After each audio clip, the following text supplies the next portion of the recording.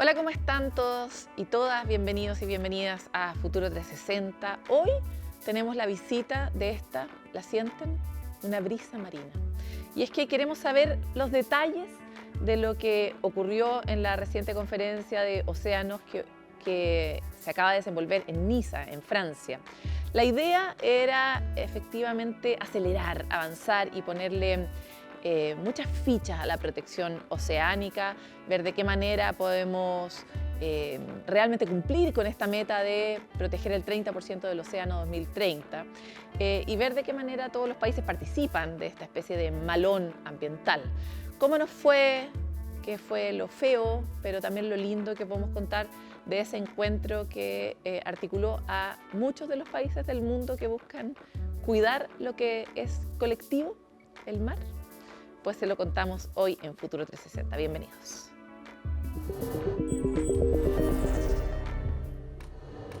Pero antes queremos hablar de otro tema que tiene todo que ver con el bienestar humano y es la idea de dejar de consumir tabaco. Ustedes saben que cuando ustedes dejan, en este caso, el tabaco, no solo mejora la calidad de vida, sino que también se reduce el riesgo de desarrollar al menos 12 tipos de cáncer y cae radicalmente, precisamente con el objetivo de prevenir y promover que la población tenga esto más en el top of mind, en el borde de sus conocimientos. El Ministerio de Salud anunció la incorporación del tratamiento para dejar de fumar al GES. O sea, ahora podríamos todos acceder a un tratamiento profesional que nos permita dejar una adicción. ¿En qué consiste esta cobertura? ¿Cuáles son los principales desafíos a abordar cuando uno ya tiene una adicción al tabaco? ¿Y por qué esto sí es una excelente noticia para el sistema de salud? Lo revisamos en la siguiente nota de Camila Sumastre. Trabajé en la salud ya más de 40 años y eso me motivó a fumar porque pasaba mucho sola en los turnos de noche, sobre todo. Tengo una nieta de 5 años que también me motiva a dejar de fumar, pero la verdad es que a mí me cuesta. Ruth, como muchos, ha intentado dejar atrás el tabaco. Pese a ello, el cigarro siempre vuelve. Se trata de una adicción que provoca 52 muertes al día en Chile y que ahora el sistema busca enfrentar. A partir del 1 de diciembre de este año, se suma el tratamiento para dejar de fumar a las garantías explícitas en salud, el GES, una cobertura que estará disponible para mayores de 25 años. Consiste en la oferta de un tratamiento medicamentoso, se entrega un remedio que ayuda a dejar de fumar junto con el apoyo psicológico. Esto va a estar disponible en la atención primaria en la modalidad institucional para las personas que son aseguradas de FONASA y en las ISAPRES a través de los convenios que tienen ellos con prestadores preferentes. Estamos hablando de personas mayores de 25 años. ¿Por qué tiene un límite de edad? Porque la evidencia señala de que en esa edad empiezan los esfuerzos que realmente dan resultados. Prestación que incorpora el aspecto psicológico y farmacológico, reconociendo así el tabaquismo como una enfermedad crónica dentro del sistema de salud. Las preguntas de cuándo y cuánto una persona fuma son cruciales para identificar el grado de dependencia que tenga con la nicotina. Las adicciones son enfermedades físicas y psicoemocionales que se caracterizan por la dependencia y la necesidad de algo. Estos pueden ser sustancias o también algunas conductas o actividades. No es la falta de voluntad de dejar algo, sino que es una enfermedad que afecta a distintas zonas del cerebro. En aquellas personas que son altamente dependientes, que eso se pregunta con preguntas muy simples, ¿a qué hora fuma el primer cigarrillo? ¿Antes o después de desayunar o dentro de la primera hora después de despertar? Y lo otro es la cantidad de cigarrillos que consume al día, ¿ya? Se considera un número de 10 en general. Casi todas las pruebas que tamizan respecto a alta dependencia es cuando las personas consumen 10 o más cigarrillos al día. La necesidad de cambiar la mirada y humanizar la conversación sobre el tabaquismo. Comprender que la dependencia a esta sustancia es una enfermedad, una adicción que genera una falsa sensación de bienestar, cuya explicación se encuentra en la ciencia. Cuando tú fumas, en 8 segundos llega la nicotina al cerebro, al centro del placer, produciendo dopamina y esta sensación de bienestar que tienen los fumadores, y en esos 8 segundos también llega al centro de la adrenalina y la noradrenalina, que se llama locus ceruleo, y eso produce que la gente como que ande energética. Consumo que, si llevado a cifras, representa el 32,5% de la población mayor de 15 años. Si bien más de la mitad de los fumadores han intentado dejar atrás los cigarros, nuestro país sigue liderando el ranking en Latinoamérica. Fumo, una cajetilla. ¿Y hace cuánto fumas? De los 13 años. No me ha resultado ni un tratamiento. Que me empezaba a ahogar y me aburrió el cigarro, el olor, como que ya me sentía hediondo, entonces no... Hace 20 años fumé. Probé el cigarro, pero no me gusta. No fumo, porque mis papás fuman demasiado. De hecho, mi papá hace 3 años falleció de cáncer pulmonar. Es así que el tabaco se ha convertido en el principal riesgo evitable para las enfermedades crónicas y no transmisibles. Si bien el cáncer de pulmón es el más conocido, su impacto es en todo el organismo. Más de 30 tipos de cáncer, baja densidad ósea, infertilidad, bronquitis crónica y ceguera son solo algunas de sus consecuencias, mientras que el costo de salud asociado a su consumo supera el $1,5 billion. El tabaco es causa demostrada de la mayoría de 30 cánceres por lo menos. En el caso del cáncer de pulmón, casi el 100% atribuido al tabaco. En el ámbito de la salud oral, por ejemplo, daño, cáncer oral, todos los niveles de funcionamiento del organismo, sistemas del organismo, el tabaco produce daño. Actualmente se estima que el tabaquismo genera un costo anual de 1,55 billones de pesos en atención médica, lo que equivale aproximadamente al 0,9% del Producto Interno Bruto del país y representa cerca del 10% del gasto total en salud. En tanto se avanza en el tratamiento para dejar de fumar, la percepción de bajo riesgo del uso de cigarrillos electrónicos o vapeadores sigue en aumento. De acuerdo a cifras de Senda, el consumo de estos productos se duplicó entre 2014 y 2020. Pese a que la nueva Ley 21.642 prohíbe la venta de estos aparatos a menores de 18 años, especialistas insisten en reforzar su regulación, debido a sus efectos nocivos aún poco conocidos. Entre los riesgos ya identificados están los daños pulmonares, problemas cardiovasculares e infecciones bucales. Lo fuman con mayor fuerza e interés los adolescentes, son la puerta de entrada del consumo del tabaco para adolescentes, porque al principio parten fumando cigarrillos electrónicos, pero después les sale caro. La directiva europea al respecto, ¿no? Al igual que muchos estados de Estados Unidos como referente, permiten máximo 20 miligramos de nicotina por líquido. En Chile se autorizó 45 miligramos de nicotina, es decir, una concentración altísima. En 6 meses, cuando el tratamiento para dejar de fumar entre en vigencia, se vislumbrará una salida para las personas que viven con esta enfermedad. En un país en el que el tabaquismo se desarrolla desde los 13 años, fortalecer su regulación y apuntar a la prevención se hace urgente para tener una población más sana.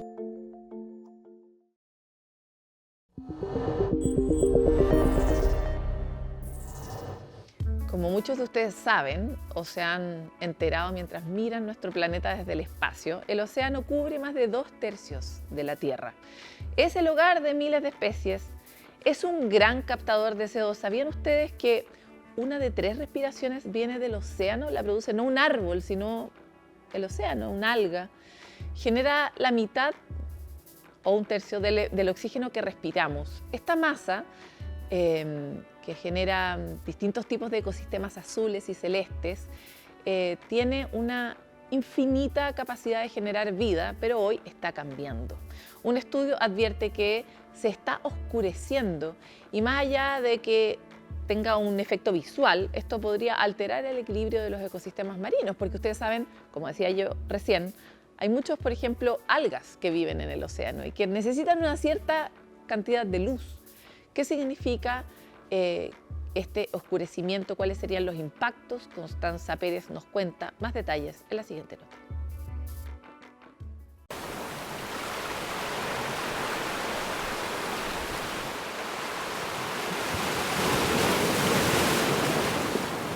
El océano, esa inmensa masa azul que cubre el 70% de la superficie del planeta, hogar de más de 230.000 especies marinas y un pulmón azul que genera la mitad del oxígeno que respiramos. Un azul que, según un estudio de la Universidad de Plymouth en Reino Unido, se habría oscurecido un 21% en solo 2 décadas. un fenómeno que no solo altera sus colores, sino que podría poner en riesgo la biodiversidad marina. La profundidad en la que la luz está penetrando el océano, que puede ser usada por organismos marinos, se está volviendo más pequeña, lo que significa que la zona fótica se está encogiendo. El 90% de la vida marina vive en la zona fótica, que proporciona servicios ecosistémicos de los que depende la humanidad. Así que es la parte más importante del océano. La zona fótica es esa capa superficial del océano que recibe luz solar y que alcanza los 200 metros de profundidad. Pero el estudio advierte que en un 9% del océano global, esa luz se redujo en 50 metros. La luz y los nutrientes son las dos grandes perillas que uno mueve si es que quiere modificar la productividad del océano y el rol que el océano tiene como un embudo que finalmente lleva carbono desde la atmósfera y lo sepulta en la profundidad del océano. Entonces, cambios como estos en regiones extensas del océano, en términos de que se comprime esta capa iluminada, ciertamente que uno esperaría que tuvieran efectos sobre el régimen de productividad biológica y, por lo tanto, en el flujo de carbono que hay entre la atmósfera y el océano.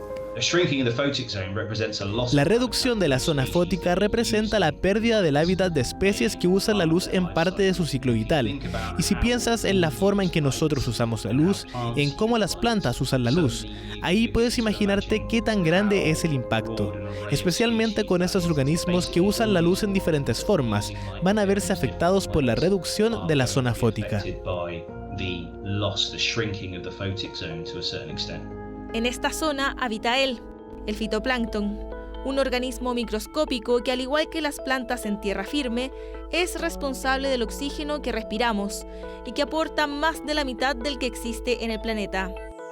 Estos microorganismos han estado en el planeta por más de 3.000 millones de años y son fundamentales no solo por el oxígeno que liberan a la atmósfera y que nos permite seguir respirando, sino también porque son el alimento de peces y otras especies marinas que conviven en el ecosistema acuático, siendo la base de la cadena trófica.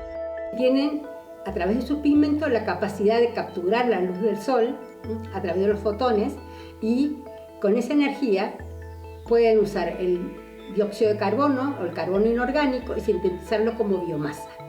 Y esa biomasa es la que se transmite o se traslada a la más red trófica del océano. Por eso es el eslabón base de la red trófica que tiene el océano y la que determina en gran parte la biodiversidad. Si la capacidad disminuye, indudablemente la capacidad de la biomasa de estos microalgas se reduce y eso impacta a la red trófica como el zooplancton, los peces y organismos superiores como las ballenas o otros mamíferos.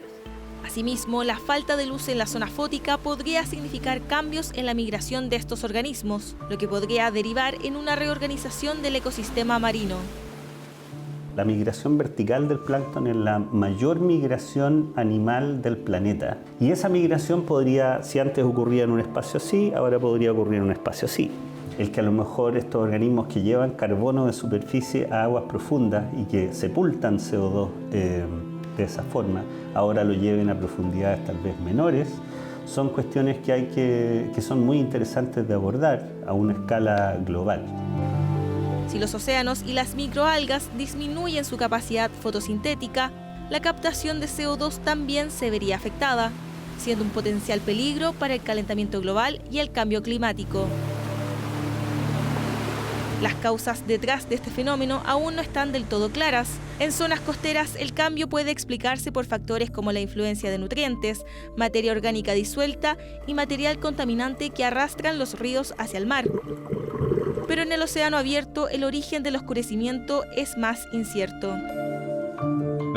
Pero la hipótesis de trabajo actual es que el océano tiene un sistema climático parecido al que tenemos en tierra, en la atmósfera. Y es muy dinámico en el sentido de que ese sistema climático está cambiando en respuesta al calentamiento del océano debido al cambio climático. Y como consecuencia de ello, las regiones del océano en las que vemos aflorar agua rica en nutrientes, desde las profundidades oceánicas están cambiando y, debido a sus cambios en los balances, estamos viendo floraciones más grandes de estas plantas microscópicas en mar abierto, que absorben más luz antes de que penetre en las aguas superficiales. Un fenómeno silencioso que da cuenta del valor que tiene la luz y se suma a las múltiples amenazas que enfrentan los océanos y con ellos el equilibrio de los ecosistemas y el medio ambiente.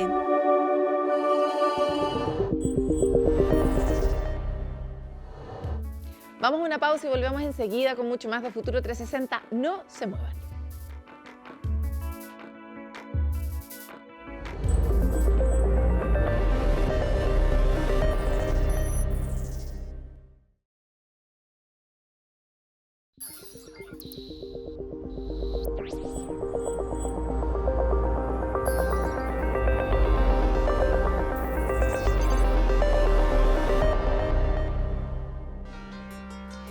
Bueno, ha terminado la gran reunión para los océanos que ocurría en Niza. Muchos decían que esta reunión que acaba de terminar iba a ser algo así como el nuevo Tratado de París, como lo que ocurrió en 2015, se llegó a este gran acuerdo para que la humanidad luchara para detener el calentamiento de la Tierra. Bueno, se esperaba que algo así ocurriera ahora ante esta conversación sobre la relevancia del océano. ¿Cómo fue? ¿Qué cosas buenas y malas podemos contar desde los ojos de una especialista, Lisbeth van der Meer, directora ejecutiva de Oceana? Muchas gracias por estar con nosotros aquí en Futuro 360. Hola Paloma, muchas gracias por la invitación. Mira, antes de comenzar esta entrevista dijimos, necesitamos ir de lo triste, pero lamentablemente casi todas las conferencias que tratan de proteger a la naturaleza parten con una historia triste. Pero también sigue habiendo, como siempre, los humanos somos majaderos, historias de esperanza. Así que partamos por las tristes. ¿Qué es lo malo que ocurrió en este encuentro? Bueno, yo creo que se tenían expectativas mínimas de lo que necesitamos hacer para efectivamente proteger el océano. Y esas expectativas mínimas no se cumplieron. Ya, vamos enumerándolas, porque efectivamente, como yo decía, había algunos muy entusiastas que decían este va a ser el nuevo acuerdo de París, pero va a ser el acuerdo de Niza, y como que va a ser un súper momento. El acuerdo de París es como lo mejor que hemos hecho como humanidad, tal vez. Y cuando se decía eso, lo que se buscaba era que, por ejemplo, por lo menos saliéramos con todas las firmas que requiere el Tratado para la Protección de Alta Mar, ¿no? Que es algo que acá en Futuro 360 hemos cubierto harto, y que busca justamente establecer ciertas medidas para esa zona que es terreno de nadie. Para lograr eso se necesitaban más estados que terminaran de firmar y ratificar. ¿Se logró? Bueno, eso igual es una noticia positiva porque se necesitan 60 países y ya 51 han dicho yo voy a escribir este tratado. Claro, pero no salimos de Niza con eso resuelto. No, pero faltan 9, o sea, no es tanto. Antes de Niza teníamos 21, así que se avanzó harto. Sí. Entonces, ese es un punto positivo y también que los países empiecen a hablar de esto. Por ejemplo, uno de los grandes países que ratificó, a mi parecer, porque tiene gran parte del océano, es Perú. Aunque hubieron ahí muchas tensiones con la industria, pero ya se está avanzando en países que pensamos que iba a ser muy difícil avanzar. Y que a la vez son estratégicos. Exactamente. Excelente. ¿Cuál es, desde el mundo ambiental hay una gran voz que plantea, no es necesariamente lógico para un ciudadano de a pie suponer que la industria de los fósiles debería haber estado presente en esta conversación? Primero, ¿por qué los grandes productores de petróleo tendrían que haber estado en esta conversación sobre océano? Bueno, yo creo que la COP le pasó eso, ¿cierto? Cuando le hicieron en Saudi Arabia, no tiene ningún sentido que estén ahí los tratados de los plásticos, cuando está la industria, no se avanza en nada. Entonces yo creo que sí tiene que haber un espacio independiente de gobiernos, ¿cierto? Que son los que gobiernan el océano, porque son las 200 millas dentro de las zonas exclusivas de los países. Ahí no necesitamos a la industria en realidad para que esté ahí. Lo que sí es que todos los acuerdos eventualmente se toman con la industria. Porque son actores relevantes en lo que le pasa al océano. Eso es lo que quisiera como desglosar. ¿Por qué uno debería pensar también en incorporar o o incluir en la mirada de soluciones oceánicas a una industria de fósiles? Bueno, efectivamente, nosotros en Chile no tenemos ese problema, ¿cierto? Porque no tenemos grandes productores de petróleo, pero, por ejemplo, de petróleo oceánico en el Exactamente. Creo que, por ejemplo, cuando hacemos áreas marinas protegidas, está la industria pesquera incluida en esto. Cuando tenemos que hacer zonificaciones, tienen que estar todas las empresas que tienen concesiones en esos lugares. Hay lugares que obviamente pueden regular la pesca, pero otros, como los parques, por ejemplo, en donde no se puede hacer nada, ahí, bueno, la industria no participa tanto, pero sí participa de la delimitación, ¿cierto? Entonces, efectivamente, tenemos que tener conversaciones con la industria, pero eso puede ser cada país, y por eso era tan importante este paso del UNOC, de que los gobiernos se comprometieran en ciertas cosas para poder avanzar hacia allá. Hay gobiernos que estaban delimitando un poco la pesca de arrastre de fondo, pero son cosas súper básicas, como no vamos a pescar dentro de un área protegida con arrastre de fondo. O sea, habría que ir un poquito más allá. Todas las promesas, ¿cierto?, de los compromisos que se hicieron en la UNOC ahora son importantes, pero todos los países pudieron haber avanzado mucho más. Y creo que hoy día el medio ambiente está golpeado a nivel mundial. O sea, lo vemos, ¿cierto?, desde los presidentes que están Pero te refieres a la agenda. En agenda. Algún momento la agenda medioambiental tuvo mejor recepción por parte de la política y de la ciudadanía, y hoy día la política no está siendo un lugar muy amable con el mundo medioambiental. Eso Exactamente, estamos peleando para que no se retroceda en leyes. Eso yo creo que en mis 20 años que llevo en medio ambiente nunca había pasado. Siempre estábamos buscando avanzar, y hoy día en muchos países estamos tratando de no retroceder. Me cuesta entender bien, si pudiera sintetizar cuál es el gran problema o el gran fracaso de este encuentro, es la falta de ambición. ¿Podríamos decirla de esa manera cuando te escucho?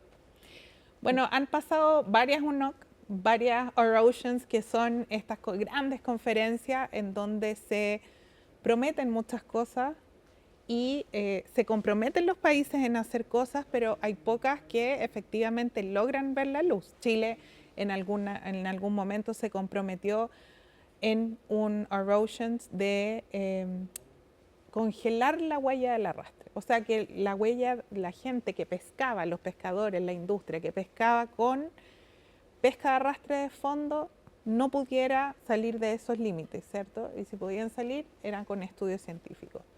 Sin embargo, nunca se cumplió.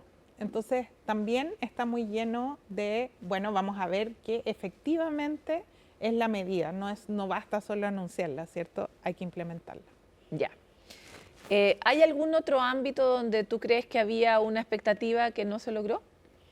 Bueno, yo creo que lo de las áreas marinas protegidas, ¿cierto? El 30-30, tenemos que proteger el 30% del océano al 2030. No llegamos ni por si acaso, o sea, hoy día vamos como en el 8%, por lo alto si se consideran muchas otras figuras que hoy día no se consideran. Chile es uno de esos países que efectivamente logró el 44% de la protección de su zona exclusiva económica, pero los otros países no están llegando. Y también, bueno, ahora se está buscando proteger el alta mar, ahí donde la ley de nadie es un poco fuerte, ¿cierto? Y hay una sobrepesca, pesca ilegal importante, y también son ecosistemas muy poco estudiados que recién en Chile hemos empezado a estudiar algunas cordilleras que van por fuera de esta zona exclusiva que va desde la costa a las 200 millas, eso es de Chile, pero más allá, en realidad que está gobernado por algunos cuerpos, ¿cierto? Y eso yo creo que fue uno de los grandes avances de esta reunión. Obviamente, para proteger el océano necesitamos mucho más compromiso de los países de lo que se ha hecho hasta hoy día. Ya, pero para terminar de cavar la tumba de la depresión, digamos, oceánica, uno podría decir que además Chile es un gran campeón en firmar áreas protegidas, pero es igual de malo que el resto en lograr protegerlas de manera efectiva. O sea, no hay plata, no hay recursos suficientes para proteger esa enorme cantidad de mar que nosotros decimos que queremos proteger. Y quisiera saber cuál es tu análisis respecto del financiamiento de las soluciones para el mar de esta UNOCO. Bueno, yo no creo que lo que tengamos en Chile es lo que llaman áreas de papel, porque efectivamente los parques son zonas de no-take, o sea, tú ahí no puedes sacar nada. Sí se necesita plata para gestionar mejor estas áreas, sobre todo las áreas marinas protegidas de múltiples usos, ahí tú necesitas más financiamiento, pero hay que pensar que los daños al ecosistema van tan rápido que es bueno esto de proteger y empezar a hacer planes de manejo. Este gobierno efectivamente cumplió... No, entre tener y no tener, mejor tener, obvio. Y cumplió con hacer los planes de manejo de Desventurá, Juan Fernández y Rapa Nui, que son las grandes áreas, ¿cierto?, que componen nuestro sistema de protección marino, pero efectivamente se necesita dinero para seguir implementando cosas ahí para la protección, para hacer ciencia y muchas otras cosas, y eso se va logrando con el tiempo. Tenemos obviamente que ponerlo en el presupuesto, pero creo que uno de los pasos más importantes es hacer el plan de manejo, saber cuándo necesitamos, eso es lo importante, ¿cierto? Y de ahí, bueno, se ha creado el Fondo de la Naturaleza y el gobierno, cuando hace el presupuesto anual, tiene que empezar a meterle, ¿cierto?, un presupuesto dedicado simplemente a la protección de estas áreas. Ahora, es interesante porque dar vuelta a la conversación, porque en estos tiempos en que el puro argumento de proteger la naturaleza no parece ser suficiente, vale la pena ponerle números a esos números. ¿Cuál es el beneficio de que el gobierno ponga una glosa que proteja la naturaleza? Bueno, efectivamente, cuando tú tienes una glosa que es general, ¿cierto?, generalmente en nuestros países que son más pobres, lo que se privilegia siempre va a ser la política pública de educación, de salud, que no está bien.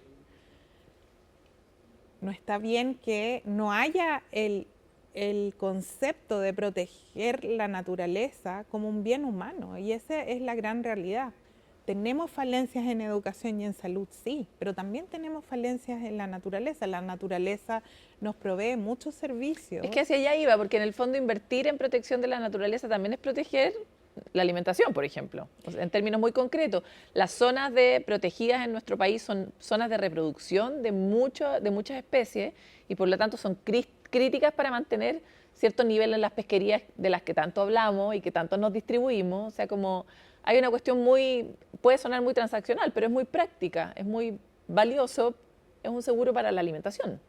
Y es un derecho humano, creo yo. Y eso es lo que todavía no logramos meter en nuestro presupuesto, que está la salud, está la educación y está la naturaleza. Son tres bienes, ¿cierto?, y servicios básicos que debe proveer el Estado, lo dice la Constitución. Y creo que algunas de las grandes falencias que tenemos es porque las áreas protegidas no tienen financiamiento. Lo hacen, o sea, CONAF lo ha hecho súper bien para lo que tiene, ¿cierto?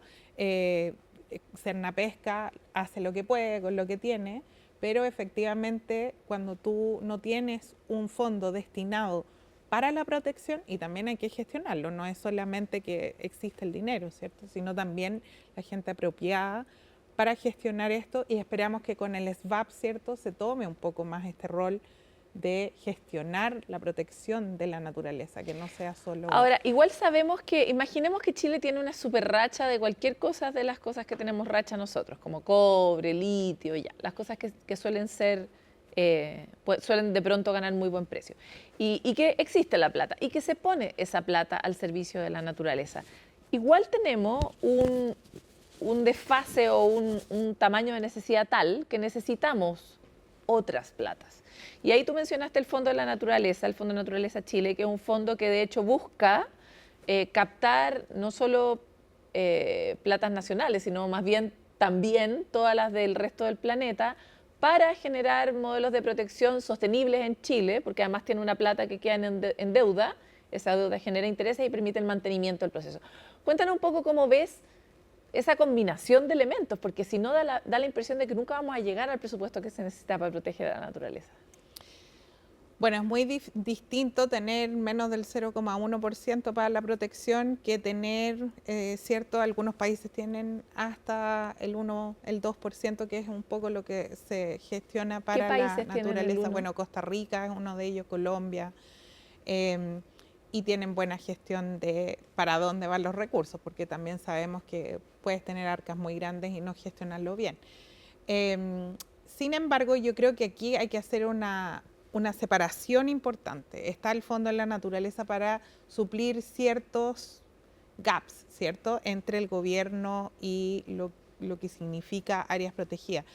Pero es el gobierno el responsable de gestionar bien estas áreas, porque lo otro puede ser, no sé, en términos de compensación, puede generar un modelo, ¿cierto?, para que el Fondo de la Naturaleza tenga estos recursos, también puede venir de donaciones, pero eso nunca va a alcanzar para gestionar adecuadamente los bienes públicos. Los bienes públicos tienen que ser financiados, o sea, un hospital, por ejemplo, no puede ser financiado siempre por privado, es un poco el caso de la Teletón, ¿cierto? Pero ese también tendría que ser un rol del Estado. Entonces también es dónde está esa separación de lo público y lo privado. Yo creo que el Estado tiene que garantizar el presupuesto suficiente para garantizarle al SBAP que tenga los recursos todos los años para proteger las áreas protegidas. Y el fondo, bueno, hacer cosas complementarias, ¿cierto?, de implementación, que puedan hacerlo, pero el país no puede, por eso, obviar que tiene que tener fondos fiscales. Son todas las cosas juntas. Exactamente. Ya, avancemos hacia las buenas noticias de esta UNOC. ¿Qué es lo que se hizo mejor? Porque también se criticaba mucho a las conferencias previas, como que no pasaba mucho, no había nada realmente concreto, era súper como inmaterial el rol que cumplía. ¿Fue esta distinta? Yo creo que esta vez hubo mayor articulación, fueron más gobiernos. O sea, al final lo importante es que estén los presidentes diciendo, a mí me importa esto. Es una moda también, ¿cierto? Es una forma de incluir políticas públicas dentro de tus decisiones. Cuando se empieza a perder ese movimiento, ¿cierto?, de que la gente ya no quiere ir y es un poco también algunas decisiones, a lo mejor eventos que ha pasado con la COP, que la gente se empieza a desesperanzar, que no llegamos a acuerdo, no logramos bajar las emisiones, ¿cierto? Y creo que el océano sí tiene este empuje. Bueno, no por nada ratificaron muchos más países el BBNJ, que es este tratado internacional fuera de las aguas jurisdiccionales. También se está abordando la pesca ilegal, cosa que nunca se había abordado antes. Se está reconociendo que la pesca de arrastre de fondo efectivamente tiene un daño por no ser altamente selectiva y tenemos que alejarlas de ciertas zonas. Entonces yo creo que sí hay avances. Es difícil también condenar por qué no se protegió todo el océano en una sola conferencia, ¿cierto? Tienen que llegar muchas partes a un acuerdo para lograr estos acuerdos y también entender por qué el océano es tan importante. Ha sido un trabajo científico de muchas personas, ¿cierto?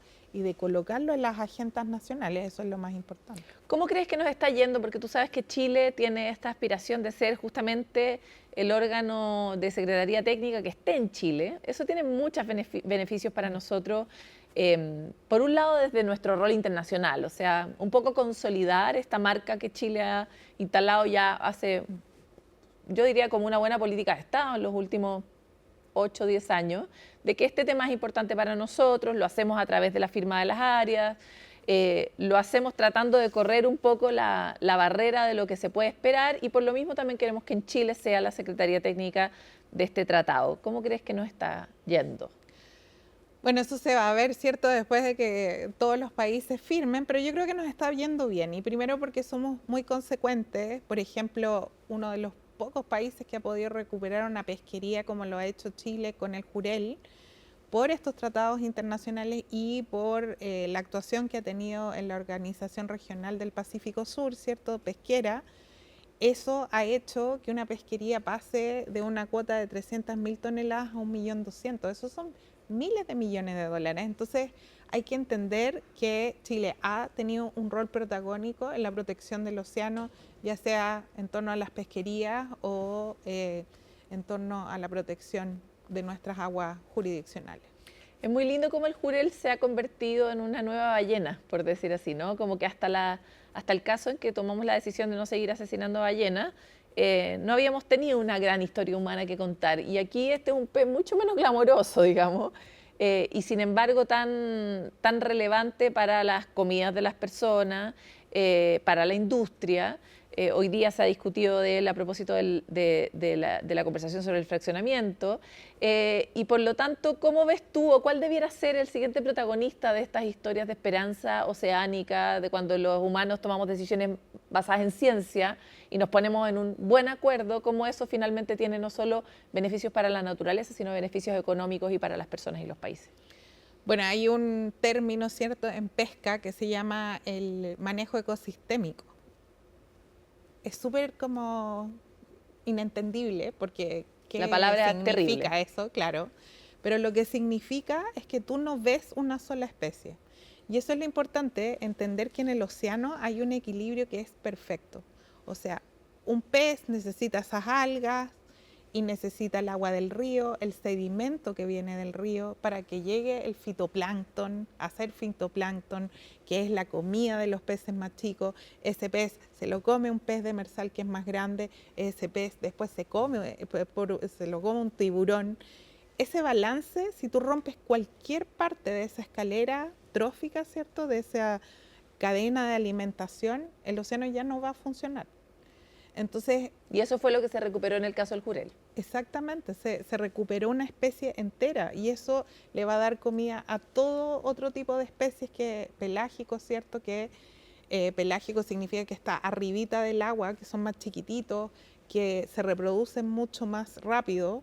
Entonces, esos son parte de la escala trófica, pero esencial porque son la gran cantidad de comida que hay para ballenas, para lobos, para las tortugas, para otros peces y así sucesivamente. Entonces, antes manejábamos mucho las poblaciones oceánicas como, ya, vamos a recuperar aisladas. El jurel, claro. Ahora ya entendemos que aquí rompemos un pedacito, que es, por ejemplo, cortar un río que llegue a el cañón del Biobío y se acabaron las sardinas, se acabó la merluza. Entonces, necesitamos entender que todo lo que nosotros hagamos de cierta forma cerca del océano va a terminar afectando irreversiblemente o las otras machas. cadenas. Las machas que necesitan un porcentaje de salinidad ínfimo para poder eclosionar y si no, no. Entonces, cuando hay estas grandes lluvias en el norte, después, años después, hay muchas machas, después no sabían por qué se perdía. Ahora ya entendemos ese balance que tiene que existir. También entre las aguas dulces, las aguas continentales y el océano. Oye, y te preguntaba, pues, ¿cuál es el próximo símbolo que nosotros deberíamos...? Porque entiendo que estamos mirando con un poquitito más de perspectiva. Esa es una gran noticia de lo que hemos aprendido. Pero ¿cuál debiera ser otra especie que debiera ser tratada como fue tratada el jurel, de acuerdo a lo que estamos viendo hoy día con las pesquerías? Bueno, para mí el jurel claramente es uno de los ejemplos, pero son especies que viven mucho menos. O sea, tú haces algo este año y en 3 años tú vas a ver los resultados. Pero ¿qué pasa con un pingüino? Un pingüino es una especie que necesita anchoveta alrededor de ellos. Ahora que hubo un niño, ¿cierto? Se tuvieron que empezar a ir a reproducir, a comer mucho más lejos. Un niño te refieres al fenómeno climático. Al fenómeno, tú eres muy culta, Liz, pero nosotros no, necesitamos más detalles. El fenómeno del niño lo que hace es una redistribución del recurso, entonces las anchovetas a veces se van mucho más lejos. El pingüino se tuvo que ir mucho más lejos para eso. Todo lo que tiene que pasar para que ese pingüino esté vivo es lo que tiene que empezar a ser más importante ahora. No podemos ver las cosas separadas, no podemos dejar de entender que ese símbolo que es un pingüino, porque es un símbolo de que el océano está sano, es porque necesita que muchos procesos estén sanos para que ese pingüino esté vivo. Y eso es cuidar los ecosistemas donde viven, ¿cierto? Desde sacarle las ratas para que no se coman los huevos, hasta tener el espacio donde ellos se distribuyen a comer, un espacio seguro, que no transiten un montón de barcos, que no haya contaminación acústica. Todas esas cosas vamos a tener que cuidarla para que exista esa especie. Entonces, ya tenemos los pelágicos bastante domados, ¿cierto?, para que haya suficiente alimento para las otras especies, pero todavía tenemos que cuidar a las grandes. Y porque las grandes especies como las ballenas, los pingüinos, necesitan de estos otros ecosistemas para poder habitar, alimentarse, reproducirse, y son lugares muy específicos. Entonces yo creo que tenemos que empezar a proteger la costa ahora, ¿cierto? Hacer gobernanza, donde existen pescadores, porque los pingüinos no solo industria. las ratas, también los zorritos, todos estos zorritos exóticos que metimos en algún momento, están comiendo también a las crías de pingüinos y etcétera. ¿No? Vemos muchos casos de ese tipo. Exacto, o sea, hay que manejar todo como un gran ecosistema y no solo centrarnos en, bueno, yo voy a dañar este pedacito por acá, entonces no va a pasar mucho. Lo que tú dañas es mucho más que eso. Entonces por eso la ciencia es tan importante, los estudios bien hechos, las evaluaciones ambientales bien elaboradas, ¿cierto? Fundamentadas, que haya el personal adecuado para que pueda evaluar impactos. Yo creo que eso, la nueva moda tiene que ser eso, tratar de que esas especies que hoy día están en estado de vulnerabilidad o de extinción empiecen a subir. Y ese yo creo que no nos podemos dar el lujo de querer menos que eso. No es solo recuperar una pesquería, es recuperar el ecosistema. Lisbeth, para cerrar, bueno, tú trabajas en una organización que se llama Oceana. ¿Cuál debería ser para Chile las grandes expectativas en términos oceánicos, pensando en los próximos 4 años? Porque vamos a tener un nuevo presidente, presidenta, que también va a tener una agenda oceánica. ¿Cuáles deberían ser sus focos? Bueno, yo creo que certezas para todos. Siempre ha sido una disyuntiva muy grande que tenemos, por ejemplo, en la Patagonia con los salmones, ¿cierto? ¿Qué vamos a hacer? ¿Cómo vamos a...? Porque tenemos que lograr convivir juntos. Pero nosotros, como con las comunidades que trabajamos y también como ciudadanos chilenos y también como ambientalistas, necesitamos saber cuál es la delimitación, ¿cierto? No podemos dejar que hayan salmones en un parque o que no logremos como país ponernos de acuerdo en los lugares que sí vamos a conservar y los otros que sí vamos a producir. Claro, te refieres específicamente a que no siga existiendo industria dentro de esas zonas que ya declaramos como zonas protegidas. Eso es un acuerdo que podría ser básico, ¿no? Sí, pero también la industria tiene sus derechos, ¿cierto? Y además estaban antes de que se declarara protegida. Exactamente. Entonces, ¿cómo vamos a llegar a un acuerdo en donde también hay zonas que se dice que son protegidas, pero hay salmones?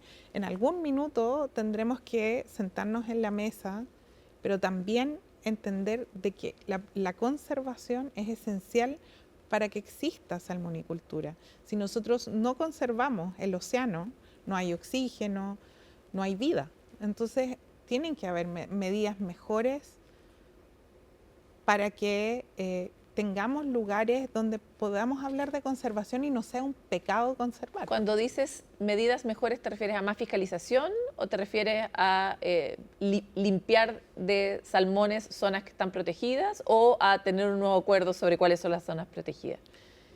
Yo creo que es también el actuar individual de la empresa. O sea, aquí tiene que haber transparencia, tiene que haber evaluaciones de impacto ambiental verdaderas, ¿cierto?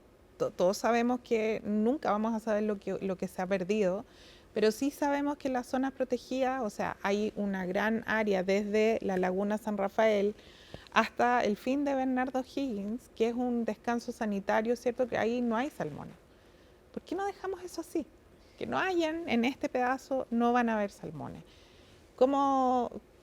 ¿Qué hacer en Guaiteca, ¿cierto? ¿Qué hacer en los lugares donde ya hay salmoneras? Hay que sincerar.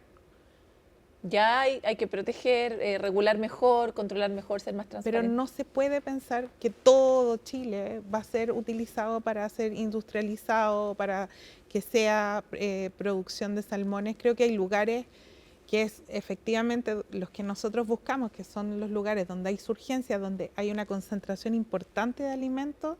Esos lugares hay que protegerlos porque son los que sustentan la vida del resto del refrigerador del océano, exactamente. de los mismos seres del océano. Entonces tenemos que entender que la conservación no es un demonio, sino que no es solo buscar pristinidad, lo que es buscar es que el equilibrio del océano, la vida nuestra, o sea, el oxígeno que respiramos, se siga asegurando. Y yo creo que ese es el discurso que no es contrario a producir o a tener una economía saludable. Se pueden hacer las dos cosas, pero no podemos estar en una constante tensión. Eso yo creo que es el nuevo paso que tiene que dar el país. Certeza para todos. Exactamente. Muchas gracias por esta conversación. Muchas gracias a ti, Paloma. Esperamos haber navegado en estas aguas tan desconocidas para nosotros como es toda la conversación sobre el océano, lo que hay en el océano, las especies que están ahí, por qué dependemos de ellas, cuáles son nuestras relaciones con ellas y sobre todo cómo podemos avanzar más y mejor en cuidar nosotros, animales terrestres, este lugar tan importante para todas las especies marinas. Nuestra vida está muy atada, está inevitablemente atada al océano, es algo que nos ha costado comprender a pesar de que vivimos en un planeta que se llama azul porque tiene océano. Somos chistosos los humanos, encuentro yo, estamos tan llenos de contradicciones y de desafíos. Pero para cualquier pregunta, usted sabe, se puede comunicar con nosotros para hacernos esas preguntas y nosotros mientras tanto vamos a una pausa y volvemos con más.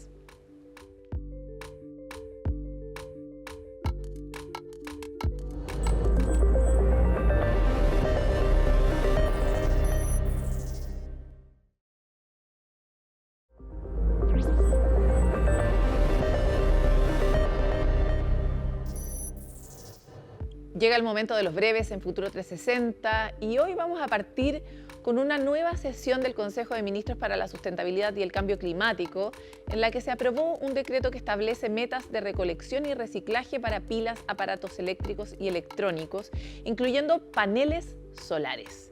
Esta medida definitivamente es un avance importante en la Ley de Responsabilidad Extendida del Productor, pues obliga a quienes introducen estos productos al mercado a hacerse cargo de su reciclaje, que por supuesto con el volumen de energía fotovoltaica en Chile, este ya se está convirtiendo en un problema grave. Las metas serán progresivas. Por ejemplo, en pilas y electrónicos comienza con un 3% el primer año, llegando a un 45% en 10 años, mientras los paneles solares tendrán que alcanzar un 50% de recolección en ese mismo periodo. Además, se definieron 3 formas de recolección: puntos limpios, distribuidos según la población de cada comuna, campañas domiciliarias 2 veces al año y recolección en locales de más de 400 metros cuadrados que vendan estos productos. El decreto ahora va a pasar a la firma del presidente y posteriormente a Contraloría. Una vez publicado, habrá un plazo de 2 años antes de que comiencen a regir las metas.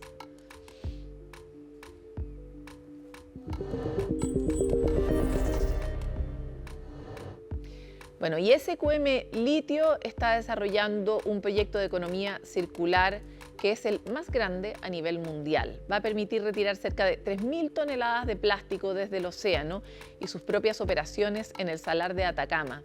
La iniciativa desarrollada por el área de Supply Chain de la compañía se implementará en la alianza con Redic Pacific Chile, Converplus y Atando Cabos. El material va a ser utilizado en fabricar 150.000 pallets al año con plástico 100% reciclado. El proyecto promete reducir en 1.500 toneladas las emisiones de CO2 anuales y aumentar en un 2% la tasa de reciclaje de nuestro país, cuya tasa de reciclaje es bien baja. La operación va a tener trazabilidad total gracias a tecnología TRST desarrollada por Atando Cabos y va a permitir así poder tener acceso a los datos, transparencia para poder conocer el origen y el ciclo completo del plástico que va a ser reutilizado. Este proyecto permite que Chile sea el primer país en implementar un modelo de esta magnitud. Ojalá funcione.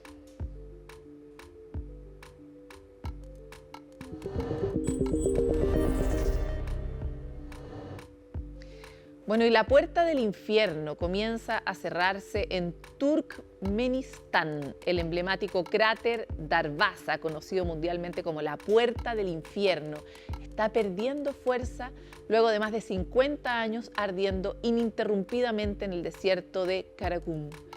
Este gigantesco sumidero de gas de casi 70 metros de diámetro y 30 de profundidad nació en 1971 luego de que ingenieros soviéticos perforaran accidentalmente humanos. ¿Quién los puede comprender? Una bolsa de gas natural, provocando el colapso del terreno. Para evitar una intoxicación por metano, se decidió encenderlo, iniciando así una combustión que se ha mantenido tal cual, encendida y ardiendo hasta el día de hoy. Durante la Conferencia Científica Internacional TESC 2025, científicos de la empresa estatal Turkmengas anunciaron que los trabajos para desviar el gas han sido exitosos y que el cráter está comenzando a apagarse. Ha sido posible gracias a la reactivación de antiguos pozos, la perforación de nuevos y el monitoreo de emisiones con el sistema de Methane Alert and Response System del Programa de Naciones Unidas para Medio Ambiente. Y aunque la locación es un gran sitio turístico, este cierre progresivo responde a una orden presidencial emitida en 2022 con el objetivo de evitar el desperdicio de gas, reducir los riesgos para la salud de la población, limitar el impacto ambiental de las emisiones. Acuérdense ustedes que pueden ver todavía en nuestra lista de reproducción el especial de metano, que va a explicarles con mucho detalle por qué uno no debería emitir tanto metano a la atmósfera, que sale principalmente del gas natural y del carbón, pues calienta hasta 80 veces más que el CO2 la atmósfera. Y estamos en un momento en que el cambio climático es grave. Así, uno de los fenómenos más impresionantes, pero también dañinos de este planeta, está llegando a su fin.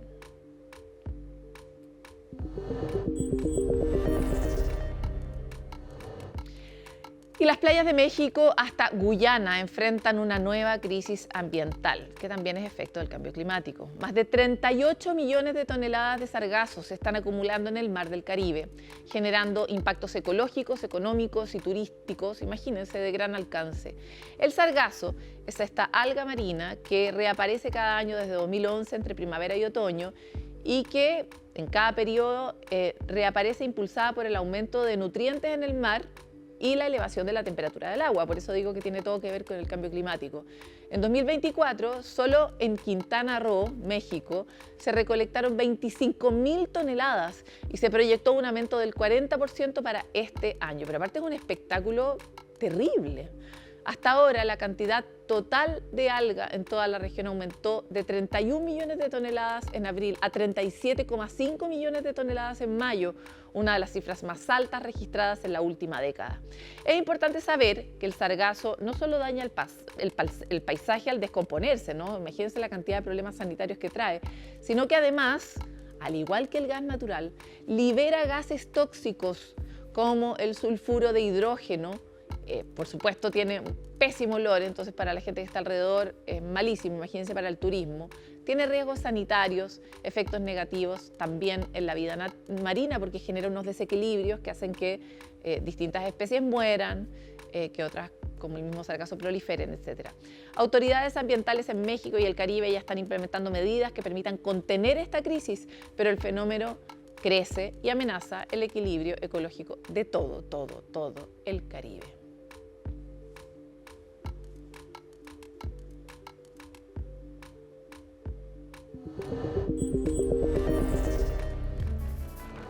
¿Qué imágenes de pesadilla estamos viendo en estos tiempos de cambio climático, de cambio global, ¿no? Estos lugares que además nosotros tenemos tan asociados a la belleza natural, al descanso, a los entornos paradisíacos, esos lugares están llenos de sargazo. Es una tragedia que solo podemos detener con una convicción rotunda sobre la urgencia de trabajar por la naturaleza. Por el océano, por supuesto, que es el mar de los sargazos, pero también por el clima, porque a medida que calentamos el planeta, el océano cambia sus equilibrios y produce este tipo de fenómenos y otros muchos más, que traen hambre no solo al océano, sino también a las personas y generan desequilibrios en poblaciones completas donde el turismo, donde la economía, el desarrollo local dependen también de que estos bienes públicos globales, humanos, sigan vigentes. Tenemos mucho que hacer por la naturaleza de todos y todas, por nosotros, por nuestros hijos y por las otras especies que viven por nosotros que no tienen ninguna capacidad de oponerse a nuestro nefasto actuar sobre ella. Bueno, con mucho entusiasmo, aunque ustedes no lo crean, seguiremos aquí en Futuro 360 contándoles las maravillas de los ecosistemas en los que vivimos, las posibilidades infinitas que tenemos los humanos de hacer las cosas de manera distinta, los humanos y las instituciones y las empresas y los gobiernos, de cambiar el rumbo que todavía es posible. Nos vemos en un próximo capítulo.